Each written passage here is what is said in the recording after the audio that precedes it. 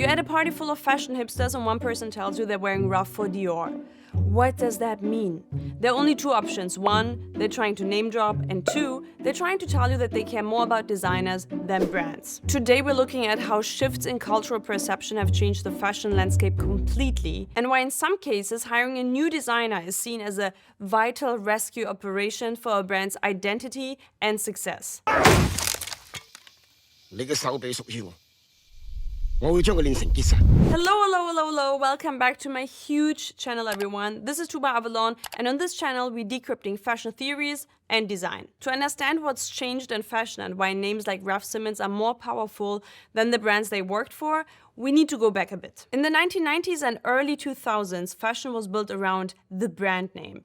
And brands like Chanel, Dior, Gucci weren't just companies, they were seen as big institutions. Wearing a brand meant something. You didn't need to know who designed the collection, you just needed the logo. It was a shortcut to status, taste, and money. Designers, and even the famous ones, were usually behind the curtain, and you didn't really know who was designing the collection you were seeing unless you were really in the fashion industry. And it was fine to not know who designed Givenchy 1998, for example. But you know because it's Alexander McQueen. Because fashion back then didn't really want to subscribe you to a certain designer or creator. It really wanted to sell you a myth around the brand. This was fashion as an institutional identity. It was kind of a structure you would just step into, and the clothes told the world you belonged to something that already existed. Something stable, exclusive, and also probably pretty expensive. But fast forward to today, people care about the designer's name. You see the comments everywhere. I only believe in Celine unless it's Phoebe, I would follow Demna's Balenciaga forever,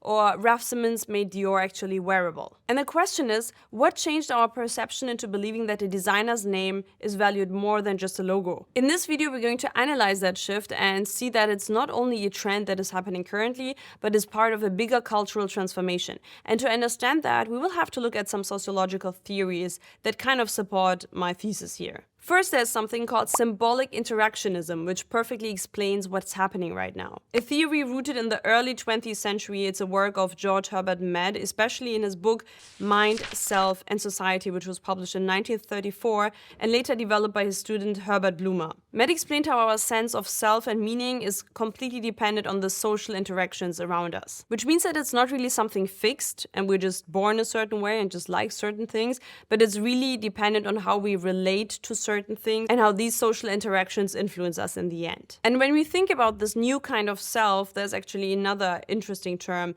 that is pretty relatable to this, and it's called the postmodern identity. Maybe you've heard something about individualism, and yes, I mean, we kind of believe that everybody is just individualistic and egoistic, but it's not really only about this. It's a concept explored by the thinkers Stuart Hall in his essay Cultural Identity and Diaspora, published in 1990, and Zygmunt Bauman in Liquid Modernity, also in 2000. And they say that identity today is not stable or inherited, like some people still think probably, but actually based off a constant remix of culture, style, and everything that's surrounding us. Then there's also the idea of the designer as a cultural author, because he's not really a craftsman anymore, but he's really influencing the way we see the world. We will get to all of these theories, but first, some backup info. I chose Raf Simons for this video because I think he's one of the best names to represent these theories and how we perceive a brand's value and a creative director's name value nowadays. Because the question that comes up with this is, when we're really talking about brands, are we speaking about the institutional identity of a fashion show, or are we actually speaking about people? We're just gossiping about people and their personal style when we speak about fashion shows. Is it the designer or the brand? Raf Simons was never supposed to be a designer. He studied industrial and furniture design in Belgium. In the early 90s, he was working as a furniture intern when he attended a Matin Margiela show, and something apparently clicked. And fashion back then was really not so much about commerce yet. It was really some form of art, and you can maybe even say that it was some sort of subculture that people could identify with. In 1995, he then launched his own menswear label out of Antwerp, and he didn't have any fashion training, there was no heritage atelier, and he didn't ask for anyone's permission. And his very first collection is actually very emblematic for what Raf Simons still stands for. It was very raw, it felt very youthful, and it was some sort of dark underground mood. And that's actually pretty interesting because it was definitely not about tailoring, it was really about setting a mood. And the mood was youth, alienation, energy, power to the youth, rebellion, all these things that you can't really fake. Instead of referencing fashion history, Raf decided to reference music, underground art, and teenage obsessions. His models didn't even look like models, they looked more like kids hanging around at the train station, or probably kids that you would see at a basement party with a very sticky floor. And yeah, it was just simply what we now consider probably authentic cool. And for the first time in a very long time, excluding a lot of other designers right now, it felt like somebody was finally designing for us and not for the red carpet, not for celebrities, not for the ultra rich that just wanted to have a lot of bling bling. It felt like this is clothes for real human beings, for us, for kids that wear streetwear. Streetwear. And what's interesting here is also that Raf didn't really utilize the typical strategies of luxury brands back then, which meant there were no logos, no signs of luxury, no signs of distinction by the knowledge of a brand. It was just like very classic, normal clothes. No sex appeal, no glamour, no fancy, just clothes. But that's exactly how he managed to captivate so many people. It felt so emotional and personal, and people felt so attracted to it that it didn't take much time until Raf Simons managed to build actually a cult following already in the 2000s. But then, big stop. What happens if a name like Raf Simons that stands for all these things that are not corporate, not commercial, very personal and emotional and dark, what happens if this person is suddenly put into a corporate environment? What happens? When usually the expectations would probably be like, oh yeah, Raf probably disappeared into this brand cosmos because the brand's name was so much bigger than him. It was the exact opposite that happened. Raf transformed the brand. I'm going to talk really quickly about the 4 big houses Raf Simons worked for and how that shifted the brands more than Raf Simons. His career perfectly kind of illustrates how a designer's vision can reshape and sometimes also overshadow the luxury brands they lead. Let's start with Jil Sander, where Raf Simons was creative director from 2005 to 12.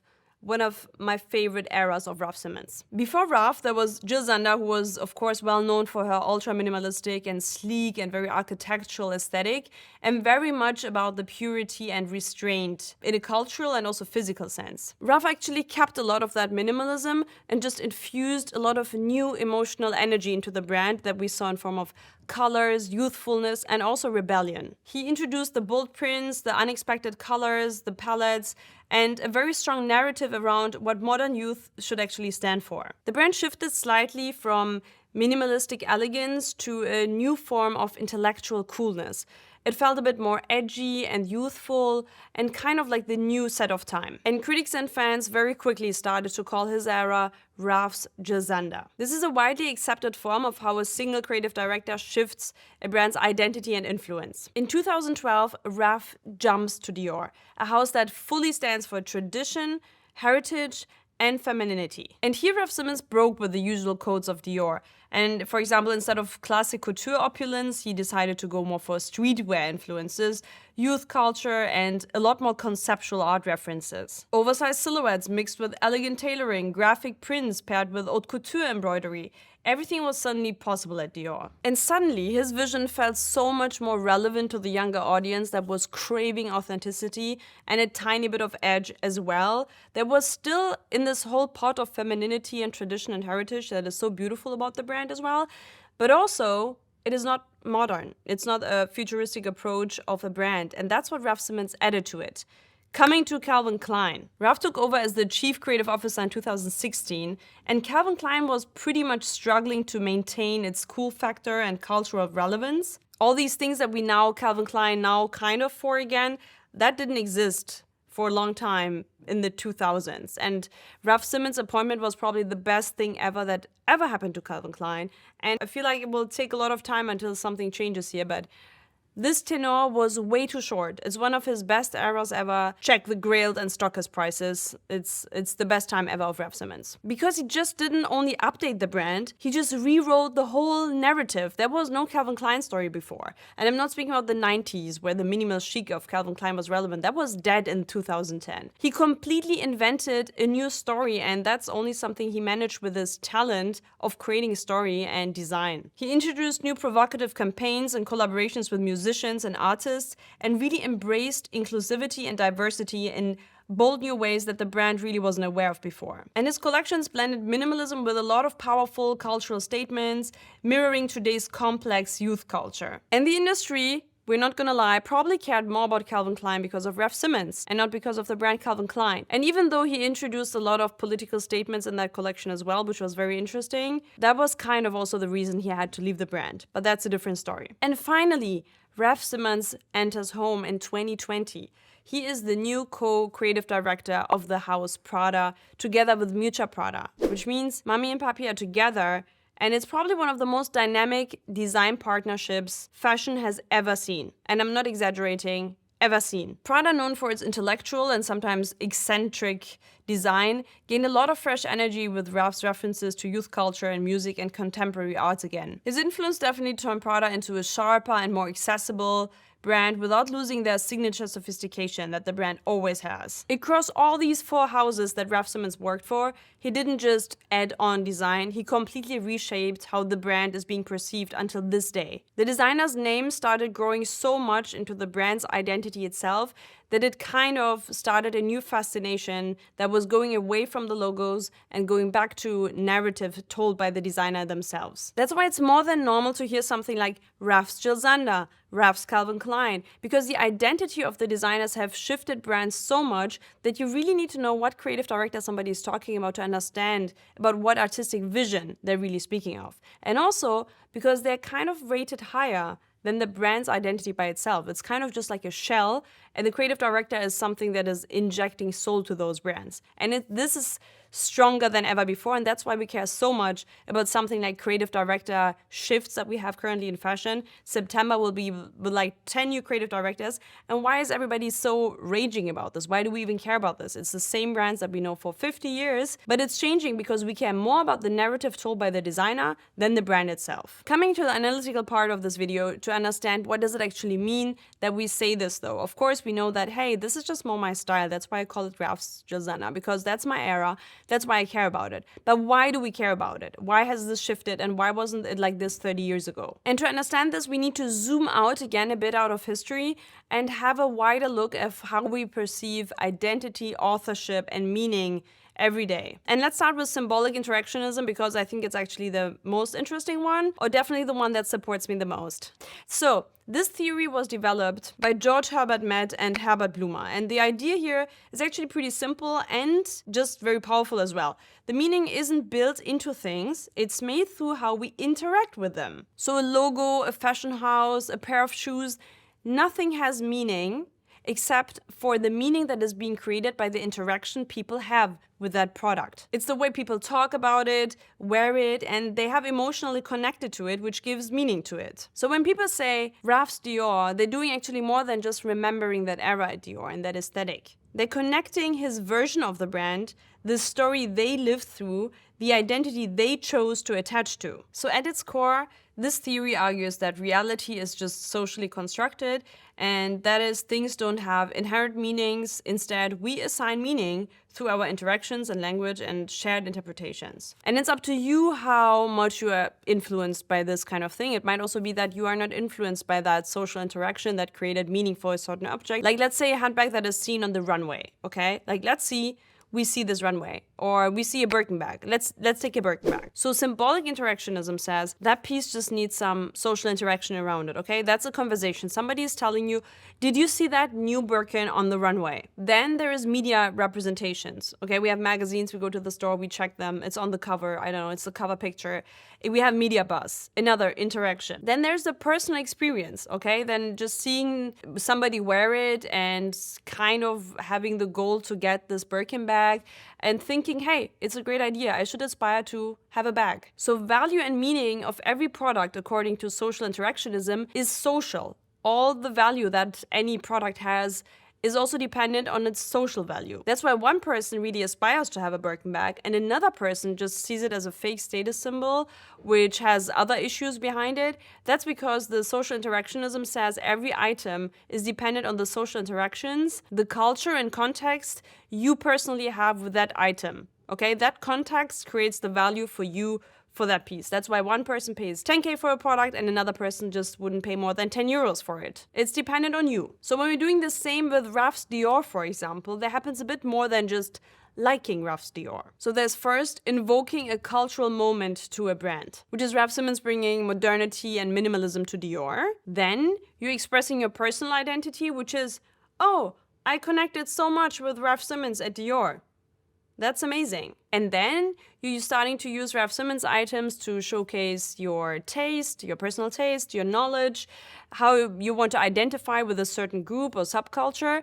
And actually, that's just showing that you used symbolic interactionism when it came to that fashion item, because you personally started to identify with it and you now think it's a symbol that helps you integrate in other groups that perceive that symbol the same way you do. I hope that makes sense. It's not so complicated. I'm just not so good at explaining. And that's also why just every luxury brand collaboration with a streetwear brand or whatever creates such a huge hype, because it creates new symbols.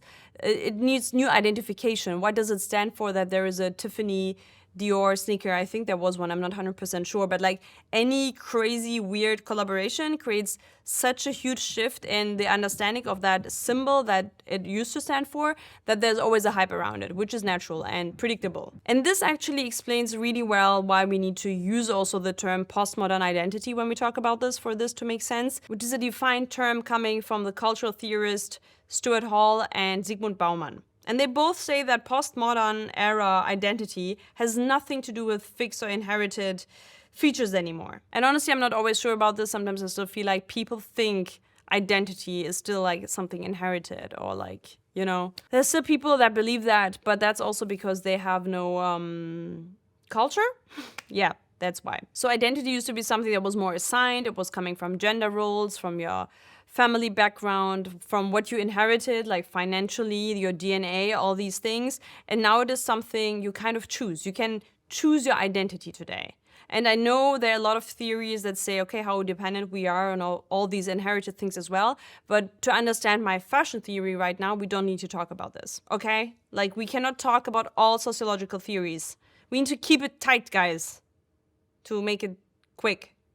Okay? So today you choose your identity, if you care about it, by style, the subculture you're in, your political beliefs, your music taste. All these things define your identity nowadays, which is great. So you can pick and choose who you like and who not. So what do these things tell us actually about current fashion? When a person buys into a brand, buys the shoes from the runway, has the poster of the runway or an editorial on their wall, they're not really buying into a brand anymore, but into the personal identity of the designer. And this means it's not about heritage anymore, even though a lot of brands try to push this. It's a lot more about authorship. It's really about the narrative that a brand has and who's holding this pen in their hand and writing that narrative. Like, that's really what captivates people and has always led to the biggest shifts in fashion. The authorship and not the heritage. The heritage is very inherited, you know, it will always stay like that. The tradition will always be there. You cannot change it. But what changes a brand is simply the authorship of a new narrator. If we look at Raf Simons again, in 2022, he decided to shut down his namesake brand, which was an uber emotional reaction received by his audience that was cult members or whatever you like to call it. It was intense. It was a big emotional reaction. Why do we not care so much about it if it's more like an abstract luxury house brand with beautiful heritage and craft, and everything is made in France or Italy and everything is beautiful? I mean, of course you can say like we have more personal connection with a person, but that's not what a brand is supposed to be actually. Brand is supposed to be, that's why you have a different name. That's why you have a visual identity on top of it. But the designer is now stucking through, you know, he's more relevant now. For many, Raf just wasn't a designer, and he has always been a cultural figure, a language they spoke through what they were.